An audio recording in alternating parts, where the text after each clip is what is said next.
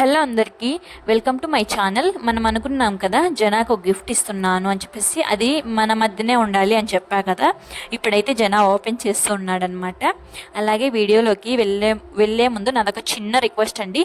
Please అండి, ఎవరైనా first time మన ఛానల్ చూస్తుంటే సబ్స్క్రైబ్ చేసుకోండి. ఒక చిన్న లైక్ చేసి మీ ఫ్రెండ్స్ అండ్ ఫ్యామిలీ మెంబర్స్కి షేర్ చేసేయండి. ఇప్పుడైతే జనా ఓపెన్ చేస్తూ ఉన్నాడనమాట. నేను చాలా రోజులైంది ఈ ఉండి తీసుకొని వచ్చేసి నేను ఒక 7 months అట్లా అవుతుంది. అప్పటి నుంచి నేనైతే కొంచెం అమౌంట్ అనేది దాచుకుంటూ వచ్చానమాట. అది ఎవరికి తెలీదు. నేను పర్సనల్గా దాచిపెట్టి నా అమౌంట్ అన్నది అందులో వేస్తూ వచ్చాను.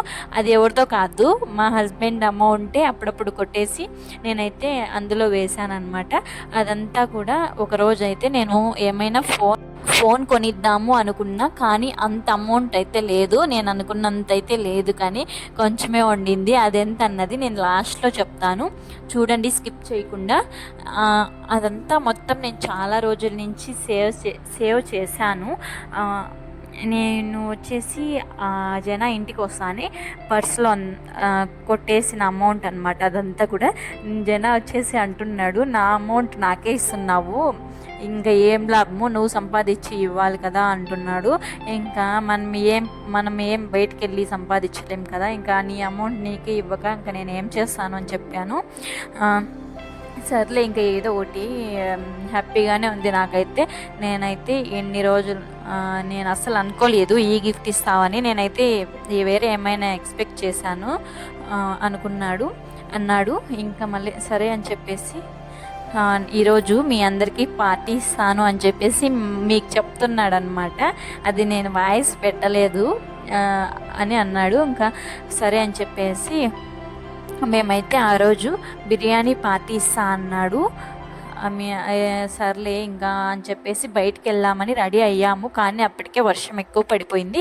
అందుకని ఇంట్లోనే స్విగ్గీలో అయితే ఆర్డర్ పెట్టుకున్నాము. రెడీ అవుతున్నాను చూడండి. ఇక్కడైతే నేను బయటికి వెళ్ళాలి అనేసరికి ఇంకా తర్వాత మా పాపకైతే బట్టలు వేసేసాడు. అప్పటికే ఇంకా తనైతే ఎక్కువ ఏడ్చేస్తుందన్నమాట, లిప్స్టిక్ అంతా పూసుకోవాలని చెప్పేసి. ఇంకా మేమైతే బయటికి వెళ్ళామంతే. ఎక్కువ వర్షం వచ్చేసింది కాబట్టి మళ్ళీ లోపలికి వచ్చేసి స్విగ్గీలో అయితే ఆర్డర్ పెట్టేశాము. బాగుంది చూడ్డానికి, కానీ కలర్ అదంతా కూడా బాగుంది, టేస్ట్ కూడా కొంచెం పర్లేదు. ఇంకొక విషయము, ఆ గిఫ్ట్ అది వచ్చేసి ఆ అమౌంట్ మొత్తం ఎంత ఉందంటే 13,000 అలా ఉందన్నమాట. అంత ఉంది ఆ అమౌంట్. నేను వచ్చేసి మామూలుగా ఎక్కువ అమౌంట్ ఉంటుంది ఫోన్ కొనిద్దాం అనుకున్నాను, కానీ అది అస్సలు కుదరలేదు. ఇంకా అమౌంట్ ఇచ్చినట్టు ఇచ్చి మళ్ళీ లాక్కునేసాను అని చెప్తున్నాడు మీతో జన. నేను ఇచ్చాను, మళ్ళీ నా దగ్గరే ఉంచేసుకున్నాను ఆ అమౌంట్. ఇంకా ఆల్రెడీ అందులో నుంచి 4,000 అలా అయిపోయింది వేస్ట్గానే.